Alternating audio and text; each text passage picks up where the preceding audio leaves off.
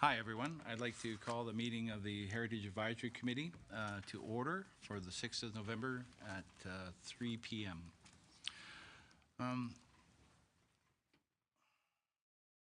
So I guess the first order of business would be to say that we've had a small change in our representation, in that we've had one member resign and we've had a new member appointed.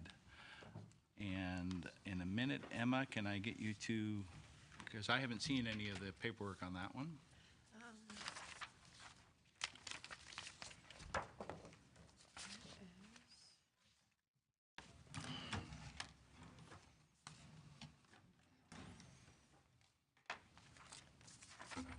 So through you, Mr. Chair, if I might, Richard Walker is your new appointed member. Sorry, Richard Clark. Unfortunately, he is ill today, so he won't be attending. Okay. He sends his regrets.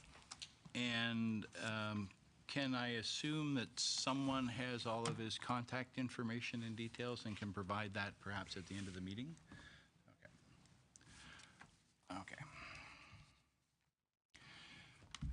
So we're going to start the, unless there's somebody that has something else, we're going to start the open session. And one of the first things we're going to do is look at nomination of a vice chair. The old military officer in me suggests that we always nominate the person who's not here, but I don't think that would be quite fair. So, Doug or Pamela, would you, one of you, gallantly volunteer to be the vice chair?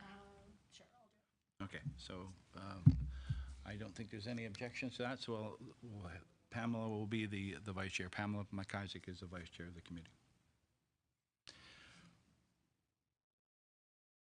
The next thing is the disclosure of any pecuniary interest, and is there general nature thereof. So any conflicts of interest or things as we go forward? I have none. Anybody? Okay, good. And then can we have an approval of the agenda as laid out before us, or if there's any additions that someone would like to have to the agenda, you can put it forward at this time. Okay. I guess I'll second, and it's approved. Next thing would be the approval of the minutes from the 8th of May, which is the last meeting. Has everybody had a chance to review the minutes? Any errors or omissions?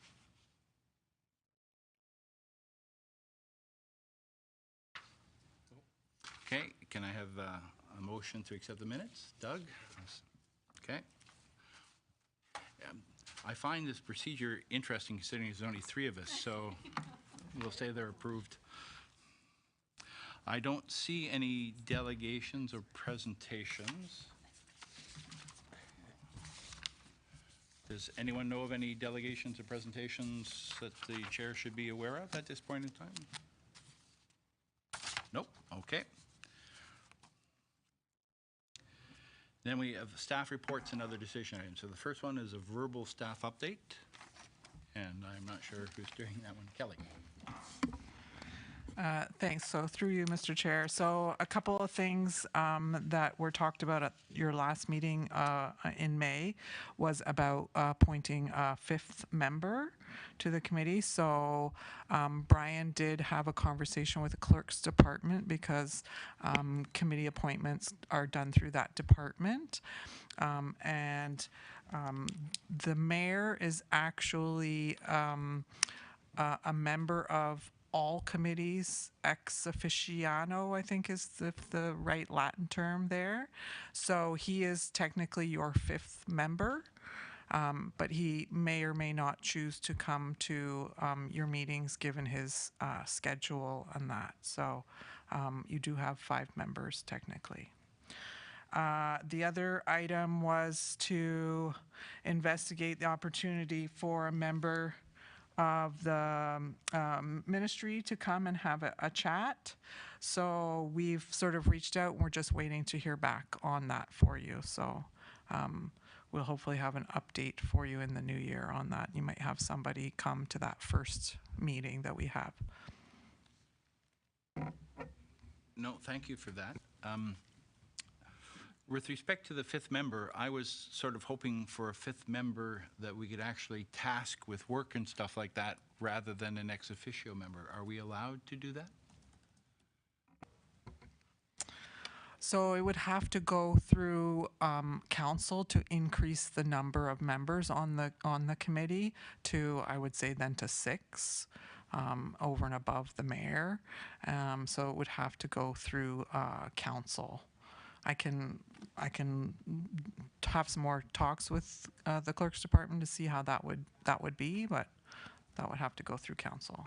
Okay, well, before we go through council, what about the other committee members? Do you think the 4 of us, when our missing compatriot arrives, or would it be nice to have 5, if you will, sitting members up here so that we can come to, I guess, a decision if there's any ties or things and stuff like that, rather than refer it to the mayor?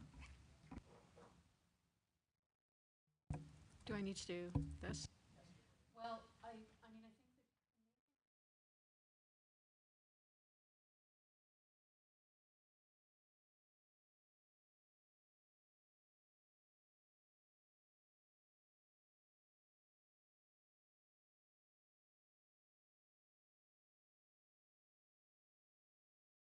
Yeah.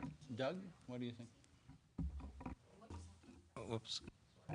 Oh, leave it, oh, Have just to press get it once used to and leave this. it? Okay. I think the mayor can do that, because we're not always going to have 5. Fair enough. We're fine as it is.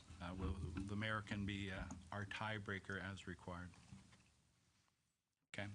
And I still do like the idea, unless there's any contrary opinions from the table here, the idea of having someone from the ministry, if you will, come and explain exactly what the new rules and the new focuses is, so that we have a little bit more to work with as we go forward and take a look at these.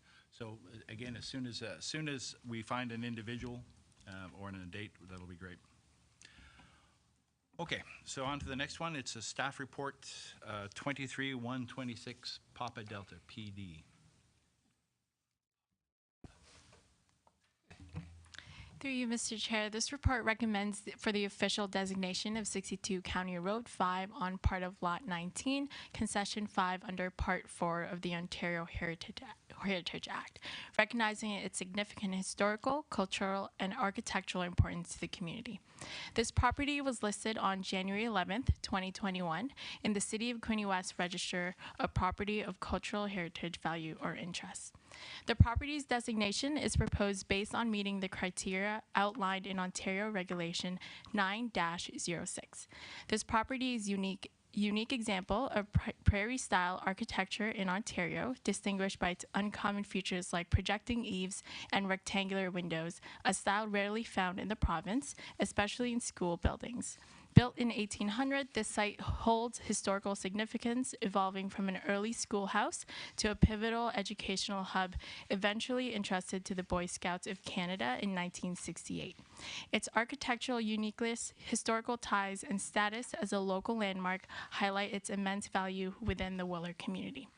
The proposed designation is consistent with existing policies, including Section 10.6 of the official plan, which emphasizes the significance of cultural heritage conservation, and compiles with Section 1.7 of the provincial policy statement, which advocates for a well-designed built form and the preservation of heritage resources.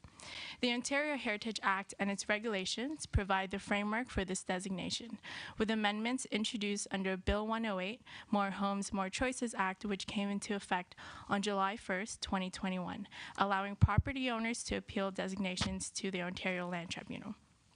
The Ontario Heritage Act would also grant the municipality the authority to protect and oversee this property, including managing alterations under Section 33 and addressing demolition or removal under Section 34 through the heritage permit process, with councils also being able to request the information such as cultural heritage impact assessments.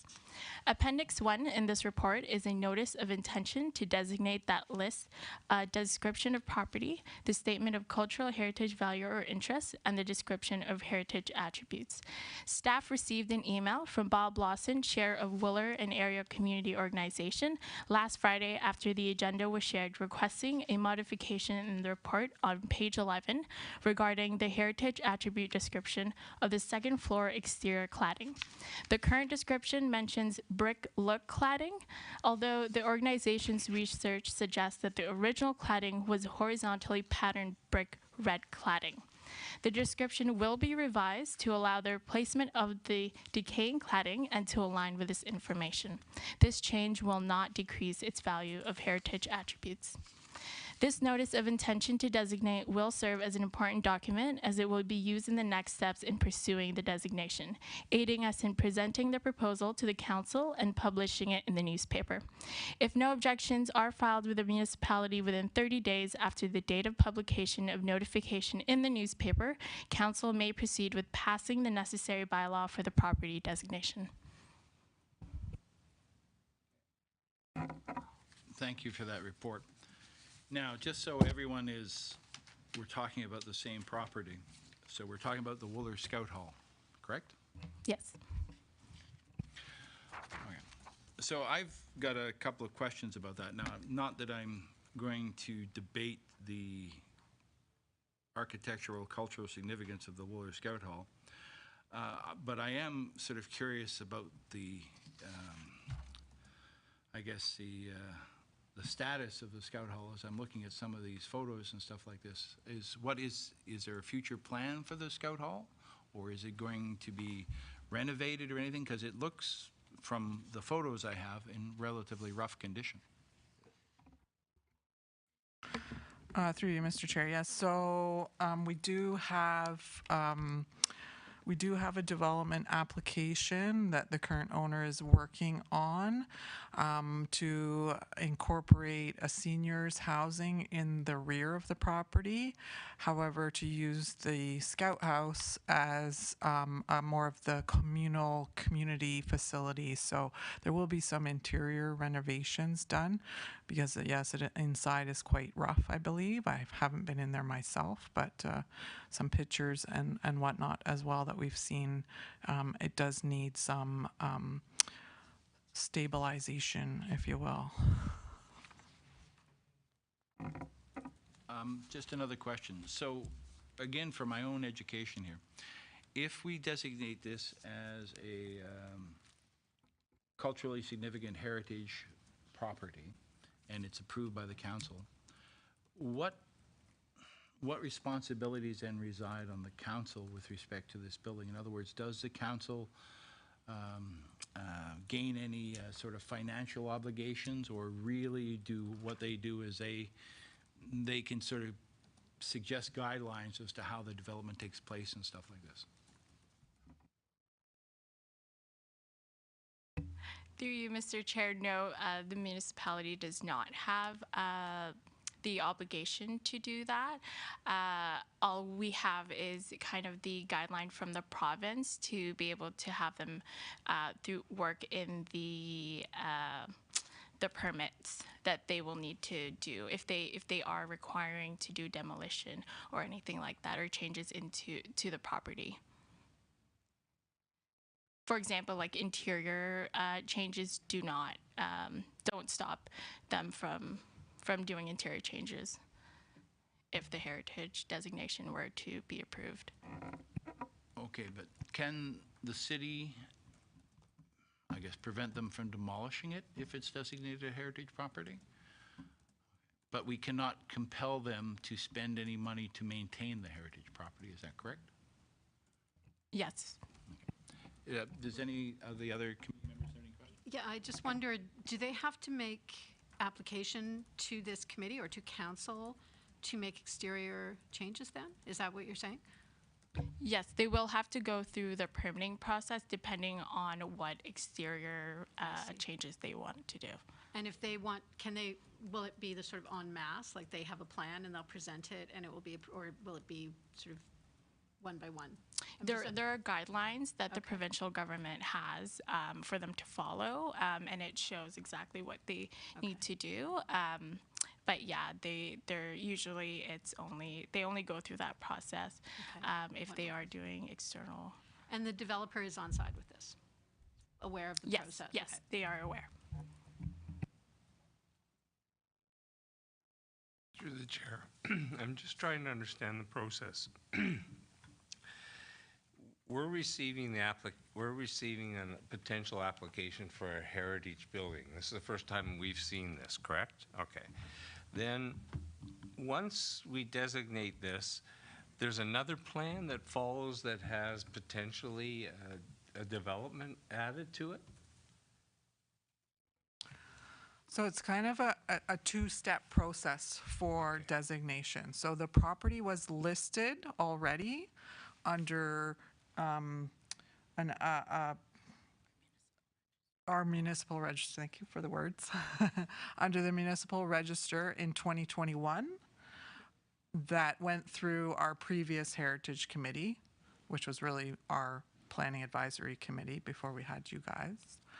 And so then the second step in that process is then to actually do the work, decide all that information that Davina read to you, to say what are the important cultural heritage values of it, and does it meet that criteria under that Heritage Act?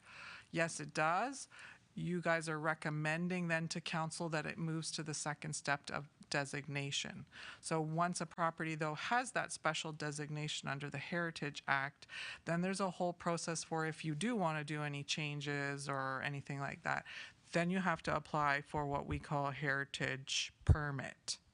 And so then that will go through its process and it comes back through this committee for that. So yes, right now the planning department's in discussion with the property owner about some new development on the property, which does include the actual physical scout house. So once that all gets ironed out and it has to go through planning approvals, and it'll come back to this committee under a heritage permit application. I guess I'm trying to, and then in the process, when your presentation today talked about some changes that need to be made to the building, or they have to meet the zoning, or whatever the rule was, that process then is the same for all heritage buildings? Is this the same? Once we've designated here, we make a decision that it's going to be a heritage designation, then we don't get concerned with the development added to it. What is the future of it, I guess? You would be concerned with it if we get an application, a heritage permit application. That's when it comes in, yeah. Okay, so that would actually come through here. Yeah.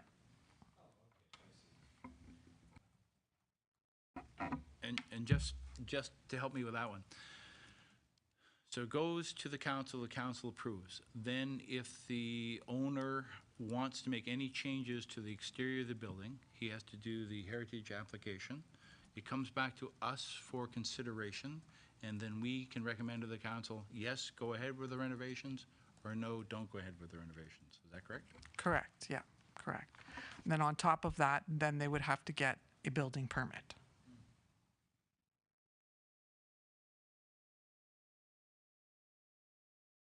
Okay, I just want to follow up a bit, because there's something about the cladding, what was presently there had to be replaced or could be replaced with something else. To me, that seems to be part of the development process, the next level. That's where I guess I got a little lost. Like, what you're saying is, what you're telling me, I guess, is the rules that that building has to follow in the future? Is that kind of where we are? Yeah, the specifics on the cladding, that was from Bob Lawson. He's the chair of Wooler and Area Community Organization, and he has a bit more of history of the building, and I guess that part of the cladding was replaced due to fire safety and just it going from age. So they would need to replace that. And we just have to be very specific in the description so that they're able to change that. Which I think means it goes back to the way it was, correct? So the building has to go back to the way it was at the beginning? Or is it, like, I'm trying to understand, like, the cladding is inappropriate right now. It doesn't meet, it meets a standard, but does it meet what the building was, I guess? No, I think it was just a pattern that was there, and it just was not accurate in my description, so that they wanted to make it accurate so that they are able to then make those changes if needed. So there's materials, there are materials available to kind of, for you to research this kind of information, I guess, right? Yes. Because yeah. that's pretty specific, and I guess we're saying as a committee, it would come to us, and then it's just up to us. We don't have to be researching that kind of information. Because I see where you're saying where the building was this, and it was that, it needs to go back to that. So as a committee member, I'm not going to know that. So you're always going to Yeah. provide us with these steps. Yes. Okay, Yeah. thank you. Yeah. And it's great that we do have contact with Bob Lawson so that he's able to also contribute to maybe missing information that I do have. Yeah.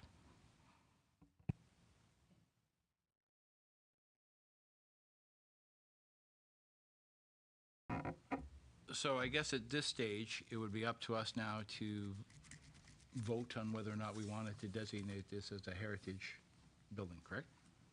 Yes. Okay. So with respect to that particular property, the Wooler Scout House, for lack of a better term, does the committee have any other questions? I do. So. Yep. Sorry. Go ahead. No, that's fine. What will happen if we decline this building as a heritage building? And we say that it's not a heritage building, then I gather Bill, whoever he is, he could tear it down, correct? That's correct, yeah. Okay. And you'll remember from the May report that I gave you that the changes to the Heritage Act now only allow a municipality to have a property listed on the municipal register for 2 years. If it does not get designated in those 2 years, it drops off the list and it cannot be put back on a list until 5 years. So if we don't do it now, we can't get back to that building for 5 more years. Yeah, what I'm trying to understand is the balance of decision-making. So if we have a main building that's going to be there, and eventually they're going to add development to that building, or beside the building. Yeah, the development they're proposing is Why in the would I back wanna of the maintain property. building? Is it because the association wants us to maintain the building? Like, that's the part I'm trying to understand. Like, is it worth saving? Yes, that's the community feels like that it's worth saving. We were approached by Bob Lawson to put this on the list. So that committee is made up of the people who strongly feel that it should be. I'm not disagreeing that it's the wrong decision. I just trying to understand the implications of this decision. Because maybe for the organization, if we said no, they could then wipe it all out and build a better development. I don't know. But would everybody be sad because that building would be gone? I realize I'm on a heritage committee saying this. No, but that's fine. But my understanding from the report is that the developers plan to retain the building as a communal or as a central Okay. center. So the question is not whether they're going to keep the building, it's whether we're going to designate it as a heritage building, in which case they have to keep at least the outer facade the same Okay. to keep its heritage aspects of it. Correct? Yes. So, with respect to this particular building, the Wooler Scout House, does the committee agree that it should be designated as a heritage building? Any naysayers? Okay, then in minutes, we'd like to recommend to the council that the Wooler Scout House be designated as a heritage. So for the minutes and that, can we have a motion? Yes. Crafted a motion? Emma, can you type something out really quickly? And have a mover and a seconder that gets carried? So I guess as the chair, I'd like to make a motion that the Wooler Scout House, 62 County Road 5, be designated as a heritage property under Part 4 of the Ontario Heritage Act. So sorry, Mr. Chair, if I could interrupt. So Davina's report to you has the recommendation there that you're receiving the report as information, that you're recommending to council, and that the cultural heritage assessment has been completed. So there's your motion there. If Okay. Emma, do you have all that? You betcha. Okay. Can I have a seconder for the motion? Okay, so Pamela, all in favor? Aye. Congratulations, that was our first designation.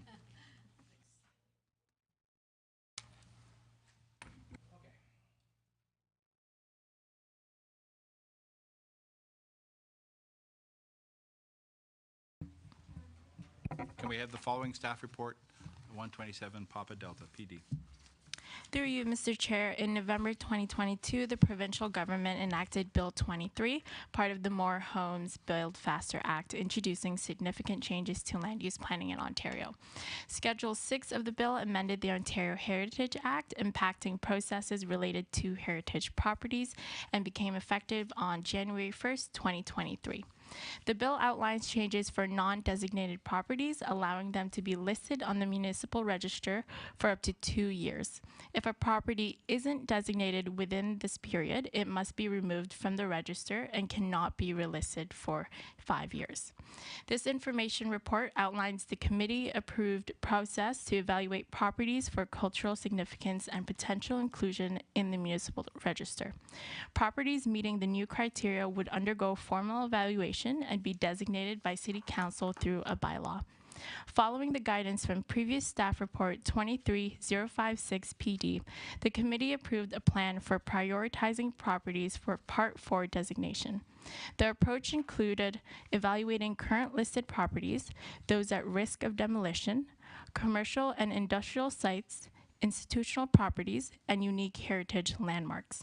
Appendix A provides a list of designated sites under Part 4 of the Ontario Heritage Act, serving as a comprehensive catalog of protected properties. Staff Report 23056 PD identified potential heritage sites from the former City of Trenton's Local Architectural Conservation Advisory Committee for consideration, detailed in Appendix B. This appendix includes property descriptions, historical significance, and images for visual reference.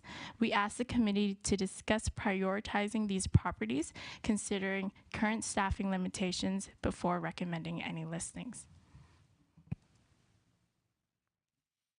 Thank you for the report. Okay. So there is a significant number of these properties listed here. And I want to, again, thank you for the hard work that went into putting all of these together, because this is great. I am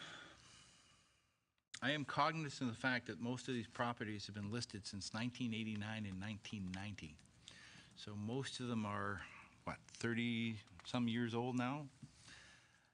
And I'm surprised that there has been no movement to this point to designate any of these properties as historical significance. And I'm not sure why. Does anyone know why they haven't been acted on before now? Because obviously some of them were, because some of them are protected by bylaw, but an awful lot of these, like I said, they're 30 years old. So through you, Mr. Chair, so I I'm going to speculate, I think, on some of the reasons why. I think that sort of a lot of things in planning are become, sort of the flavor of the time. So in the late 90s, in the early or the late 80s, early 90s, Heritage was very up and coming, and they had these LACAC committees, many municipalities. So a lot of this initial work got done. They had enthusiastic people on that committee wanting to do something. And then it dies out, and then something else takes over. Another thing, right now we're in the midst of a housing crisis. So housing, it's all about housing for planning and that. Now with, and then I think another reason is that we just didn't have the interest. We didn't have the political will, not to speak ill of my employer, but I think that the city of Quinte West, the politicians just didn't put it as a priority to do that. Now I think with the changes to the Ontario Heritage Act coming in, the creation of you as a separate committee from the Planning Advisory Committee has given us a little bit of a boost to this, looking at this topic within the city. And so this is where we're starting from. This is our starting point. We could have no list at all, and we could be saying, okay, committee, from your background, your knowledge, what properties do you think that we could be looking at and approaching homeowners or landowners, that kind of thing. But we do have the benefit of at least having this 30-year-old list to start from. No, thank you.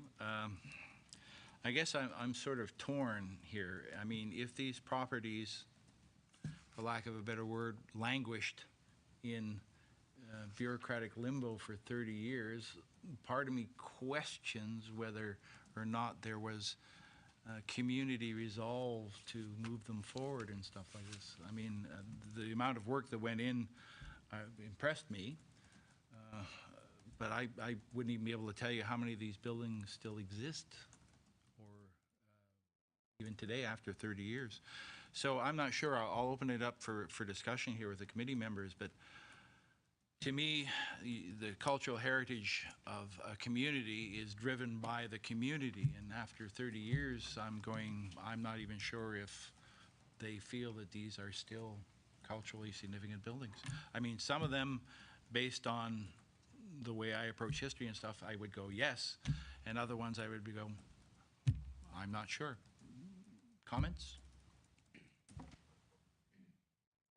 Well, through the chair, I guess it's going to be hard to designate how we make these decisions. It was easy in this other decision in a sense because you said the association of the people kind of wanted that. So I'm not really sure how we take the people's message to this first example, 72 Byron.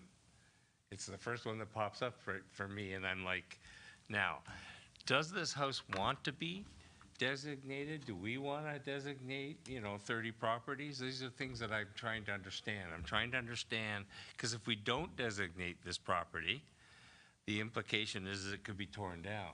Well, yeah. That's the truth. Yeah, sorry if I may though, but the section 1, all those properties are already designated. They're all. Oh, sorry. Yeah, they're all. I just grabbed the. So section 2, the very first one is 41 Dundas Street.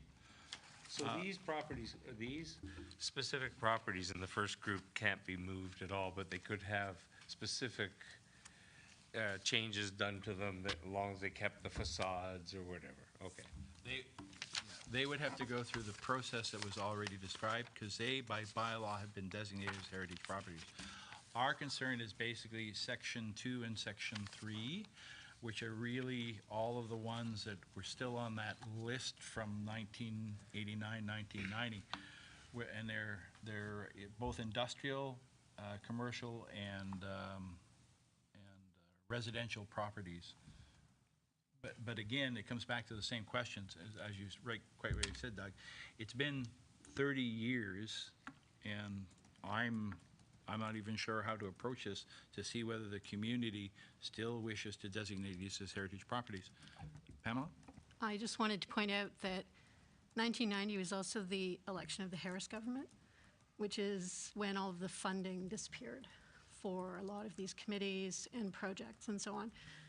So this is political. It's not necessarily a reflection of the values of the community. It's also the imposition of a set of values from a government that didn't necessarily reflect the values of the community. I would like to ask a quick, I guess I'm asking lots of weird questions, but now I'm at 41 Dundas Street. It's our very first property that I see. And I have to say, like, if I was on the Heritage Committee, the first thing I would say is this the way this building is going to look? And do I have any right to say how this building looks? Such as removing the signing and putting it back to the way it looked when it was built? I'm just trying to ask you some questions here, because this is probably a good example of, we could say it's a heritage building, and then do we have the sort of the gumption to be able to enlist the right form or the right rules for that building? So that's the part I'm not sure if I understand. Like, I would think it's a planning issue, but I don't know. I kind of feel like our mandate is that this is the big bowl of everything, and that our job is, with advice from planners and with people who understand the process better than we do, to go through and pull the gems out of this, right? And identify a certain number of these to put on the list, to then go through the process of exploring it in more depth, whether they should go on the registry. Like, we're not going to put all of this on the registry. That would be foolhardy, because there's so many of them. But maybe like 5 to put on the list, and we have to have some, background information and recommendations, and also know what the plan is for that building, because if there's a developer involved, that has to be dealt with. So that's my kind of understanding, is that we're not saying each one of these should go on the registry, but rather that a certain small number should be identified as significant and put on the list for further discussion. But then, would we hear presentations from the people that are in those buildings? That own those buildings? That's a good question. For instance, if we go back to the one we just dealt with, they came forward, they were adamant they wanted to do this, they had a plan that they were going to develop, but they were going to keep it, which made, frankly, our decision really easy. Whereas some of these properties now, Well, this is a good example. yeah, I mean, this is obviously a business and stuff like this. I don't know what the plan is for the development and stuff like this. So it's almost, I'm sort of at a loss here, because part of me says that given the age of this, it would almost make sense to go to each of the individual owners to see if A, the property still exists, B, do they want a designated heritage property and stuff. I'm in a quandary. We do have a drop dead date, though, right? According to the legislation, if we don't approve these, I thought then they get removed from the registry for 5 years. None of these properties that you're talking about now have been listed, so they don't count. These are, as Pamela said, just a big bucket full of properties that had potential. Some of it, we have some research as to why they were maybe picked out. Some we don't. And so now, as I like what you said, Pamela, is that we're going to pick out some gems, ones that you guys, based on your expertise, based on your knowledge of the community, think that we should do further research on, think that we should probably contact the landowner, see if they are interested in helping us preserve what's special about their buildings. Okay, so obviously we'll have to come up with a process to do that. Now, it's easy enough for us to sit down and on our own discussion and determine which ones we think are the gems. Who approaches the owner to see whether or not they wish to pursue this as a designated property? explaining full well exactly what that means, because some people will say, ooh, great, you'll give me money. No, that's not how this works. You know, or some people go, oh my God, I can't tear it down. Yes, that is how it works without, you know. So is that the city's responsibility, or is that something you would see us doing? I think that's a discussion for you as the committee to have, and for us to figure out what might be the best, who would be the best to approach them. Are they going to say, oh my God, that's a government worker coming to tell me I can't do things with my building? Or are they going to be more receptive to a committee member who's interested in heritage and talk to them about why their building is special? Okay. And one other thing, Mr. Chair, I just wanted to make clear is that all the properties that are on the list do exist. We've removed the one, I think there are two maybe, that were demolished. So all of them are there and in existence today. Okay. So I guess what we have to determine at this point is how we want to proceed. So again, thanks for all the hard work that gave us these sort of properties and stuff and the information we have. And I will say that based on what I've read from the old reports, this is a very good synopsis of the stuff that's contained in the old reports. So I invite everyone to read the reports that are held in the library here if you so wish. But it's very dry reading, and I wouldn't operate any heavy equipment after you've read about 4 or 5 of them. But this is a very good synopsis. So I guess it would be up to us, and we can do it either in person or electronically, to go through and sort of designate the ones that we feel are and we can allocate a number, if you will, say the top 5 or the top 10, and then the rest of those we can just say at those stages, those ones are just put in abeyance. And once we do that, I would suggest that what we do is, rather than us necessarily reach out as a member of a committee that no one knows of or has ever heard of before, that we might request that whoever's appropriate from the city, and we can work on drafting a letter, basically send a letter out to the owner saying, you know, based on research that was done 30-odd years ago, your building was selected as a potential for a heritage building, and sort of outline in whatever detail is felt appropriate what that means, and then ask them if they would like to proceed with that. Now, one thing I will ask though is, even if the way I read the regulations or the order in council is, even if they say no, it appears that we have the authority to designate it as a heritage building, even if they say no. Now, obviously, we'd like to do it with their acquiescence, but if not, then if we strongly feel that this is something we should preserve, then we can designate it, and then it's basically the city will have to deal with the consequences, but we can do that, correct? Yeah, okay. So does that sound like sorry, go ahead. Oh, I just wanted to ask a question. What are the penalties for not, if we did designate a structure as, put it on the register, and someone did do an external renovation that was not in line with, or didn't get permission, what are the penalties?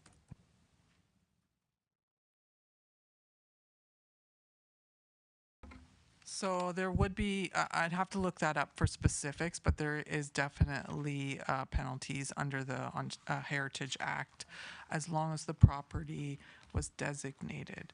If it's not designated and simply listed, there might be a bit of a gray area there that we'd have to do a little bit more research for you to get a proper answer.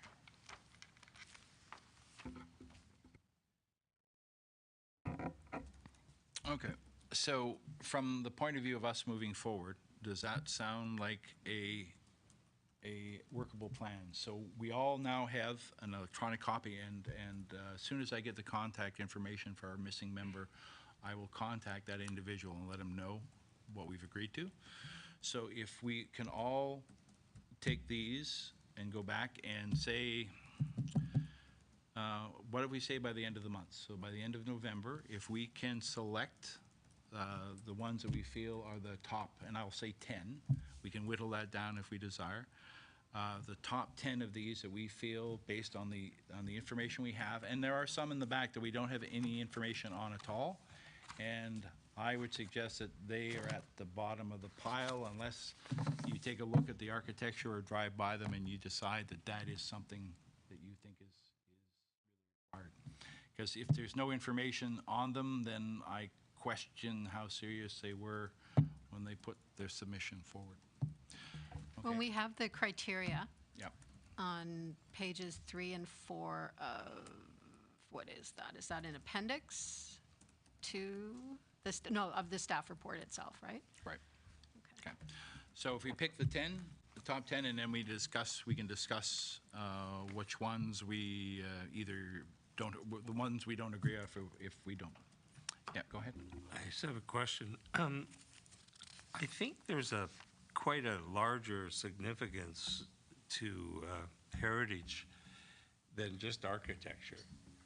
And I'm wondering, these are all decisions that seem to be based on architecture. And I'm wondering what other kind of decisions that there will be in the future, because I remember reading the report and it's very complex, the whole line of culture. Unfortunately, I don't think there's any cut and dried guidance that exists for this. So because we're the committee, and these ones all also have usually a short historical blurb as to why they're significant or the residents were significant here to help us judge it. But in the future, as a committee, then we probably want to suggest that when someone makes a submission to have a building listed and considered, then we should outline or provide them with some criteria as to what they put forward, such as, you know, what's the history of the building? Why do you think this is? You know, the individuals who live there, et cetera, et cetera. But right now, I think it behooves us to focus on the pile we have in front of us, to deal with the pile we have in front of us, and then we can move forward. Because I would very much like to talk to that representative from the province before I start outlining guidance for people in the future. So right now, I'd go back and suggest by the end of the month, we determine the 10 most likely candidates, and we can discuss back and forth either electronically or over a cup of coffee somewhere as to the ones we don't agree with. And then from there, we can provide that to the city. And then at that point in time, I would suggest that the city be prepared to correspond with the owner of these particular properties and explain, you know, it's a 30-year-old list, the pros and cons of having it listed, and then do you wish for us to proceed? And does that sound like workable from the city's point of view? So what I suggested to Davina is that maybe we'll craft a draft letter for you to share with you at your next meeting date to see if everything we've covered off is acceptable and you think it's well explained. I had two comments. The first is that it isn't just aesthetics, right? Like there's also cultural, religious significance, you know, association with the belief system and landmark status that goes beyond just, you know, being pretty, right? So we have to keep that in mind. But also, I wondered about the transparency of this process, because I know in our last meeting, we talked about the fact that we shouldn't be making any sort of binding decisions or effective decisions without public consultation and without openness to the public. So I'm just wondering how far we can go in terms of meeting without a public element. No, that's a very good point. So based on the process we were talking about, so the committee and the city will have discussed it. We will have discussed it with the owners, and then the question becomes as to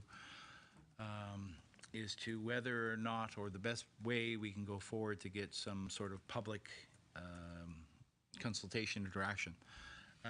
Normally for these things, the stuff I've worked on before, is normally what you manage to do is you post it, whether it's in the local newspaper or you do it with a media release or whatever is the appropriate thing from the city, and you put it out there and you have a deadline for which people can say yes or no.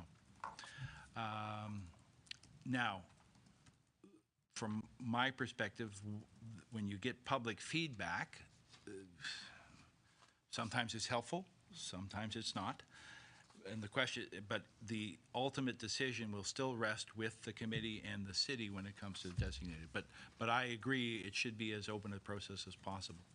So if to recap though, if we go forward to that, is what we're going to do is we're going to take a look at these and discuss among ourselves the top 10. The city is going to draft a letter, or draft a letter that someone can send out, and I'm not sure who the best person to do that is. Part of me thinks the mayor would be a good one. However, the mayor also carries with it a certain panache. So it may not, you may want to step that down, or even with my signature, which is fine, to go out and say, you know, this is what we're considering. Do you want to go for that? And then for those ones that we've agreed out that we're going to strongly consider as heritage properties, then we'll find a method by which we can post that for the public, and then give them a deadline for feedback. Does that sound like a workable way forward? Yeah, okay. Okay, so now, yes. Thank you, Mr. Chair. Sorry, I also wanted to point out to the committee of the provincial toolkits that are available that assisted me in these reports and also designating the Wooler House. I'm able to, they are available online if you just Google heritage designation toolkits, but I can also send that over to you as well through an email with all the resources that I've used. So it'll be able to help you with your own kind of criteria. Yeah, that would be most helpful, and if I could suggest as well too, because I assume those toolkits, now I've scanned them, if you will.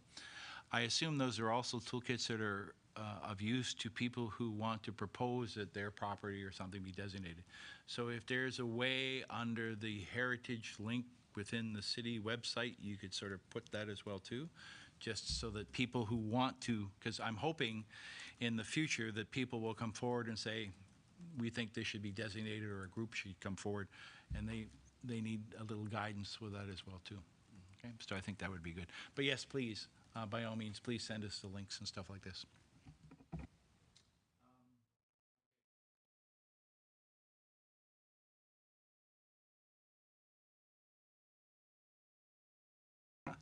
Any other comments or suggestions with respect to the way ahead? You're going to have to get a rubber ball and just whip it at me sometimes, you know that? Okay.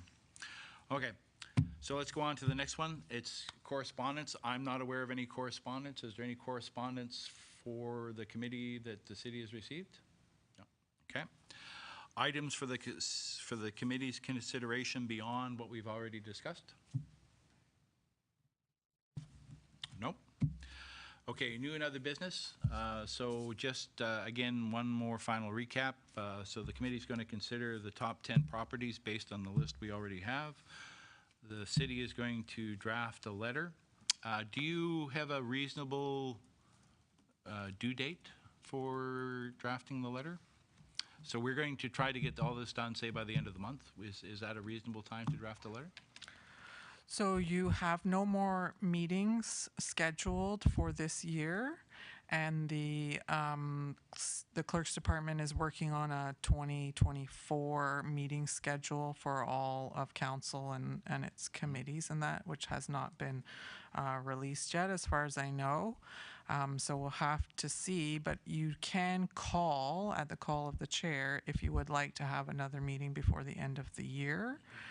That we can set up. Now we have to be cognizant, though, of our timing and letting the public know that we are having that. So we could look at some dates in December, perhaps. How much time do you have to give the public?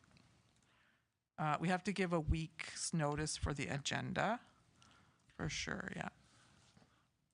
Okay, well, for this then, I would like to suggest that it would be in our best interest to have at least one more meeting in December, cognizant of all the problems that entails, so that we can put on public record the top 10 properties and perhaps have a chance to review the letter, and then decide how we're going to proceed into the new year with respect to that process and of the meetings as well. Now, does that work for everybody? Okay, I obviously do not have a calendar in front of me, and unlike some people, I really have to check with what I lovingly call Commander Home Fleet before I make any commitments of my time, my wife, before I make any commitments of my time. So what I would suggest is let's go home. Let's take a look at our calendars. And then what I would suggest is I don't want to go beyond the second week of December. So if you could let me know your availability. And are all meetings normally held at this time? 3 o'clock, all committee meetings are usually 3 Okay, o'clock. at 3 o'clock. So 3 o'clock on a specific day. Just tell me when you're not available during the first 2 weeks of December, and then we'll come up with a meeting and I can forward that. We'll have to see when this room is available. That could be the bigger deciding factor of when we can That's have not a that. problem, but if we give you our availability, then if you come back and tell us that, hey, it's available on this particular time, then that's when we can schedule our meeting. Okay? Are there any guidelines for us around communicating, say if we set up like a WhatsApp group or something like that? Not that I'm aware of. Okay, so we're okay to communicate outside of these meetings? Yeah, I guess it goes back to your query about how the openness of the process, right?